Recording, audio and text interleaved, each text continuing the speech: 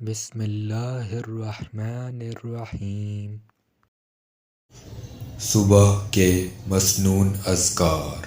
Number 1، میزان میں بھاری کلمات 3 مرتبہ۔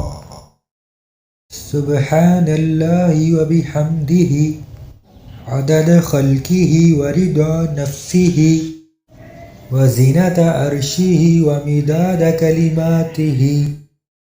پاک ہے اللہ کی ذات اور اسی کے لیے ساری تعریف ہے، اس کی مخلوق کی تعداد کے برابر، اس کی ذات کی خوشنودی کے برابر، اس کے عرش کے وزن کے برابر اور اس کے کلمات کی سیاہی کے برابر۔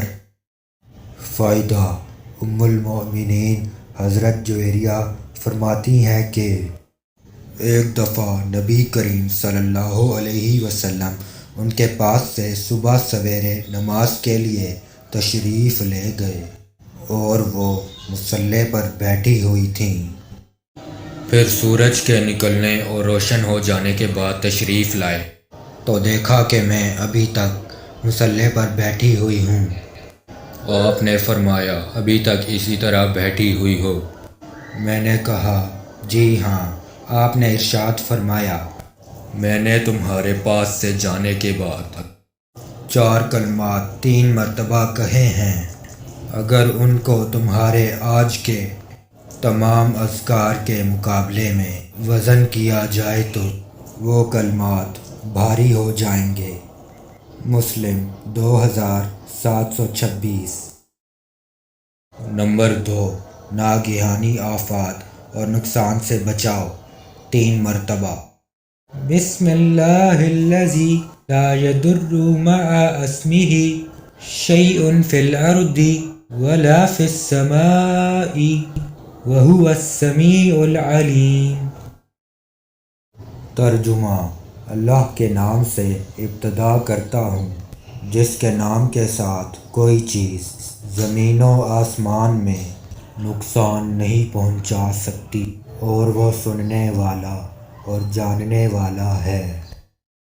فائدہ: ان کلمات کے پڑھنے والے کے بارے میں حدیث میں یہ فضیلت بیان کی گئی ہے کہ لم یضرہ شیء فی ذلک اليوم او فی تلک اللیلۃ، اسے اس دن یا اس رات کوئی نقصان نہیں پہنچے گا۔ مسند احمد 474۔ ایک روایت میں ہے لم تصبہ فجعۃ بلاء حتی یمسی، شام تک اسے کوئی ناگہانی آفت کا سامنا نہیں ہوگا۔ ابو داؤد 5088۔ حدیث کے راوی حضرت آبان بن عثمان رضی اللہ عنہ کے جسم کے ایک حصے میں فالج گرا ہوا تھا۔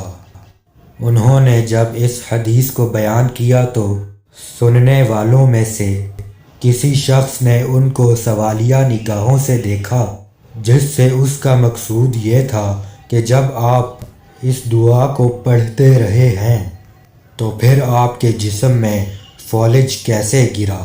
حضرت آبان رضی اللہ عنہ نے فرمایا کہ حدیث میں کوئی شک نہیں، حدیث یقیناً اسی طرح ہے جیسے میں نے بیان کی ہے، البتہ تقدیر کے مطابق جس دن مجھ پر اس فالج کا حملہ ہوا ہے اس دن میں اس دعا کو پڑھنا بھول گیا تھا۔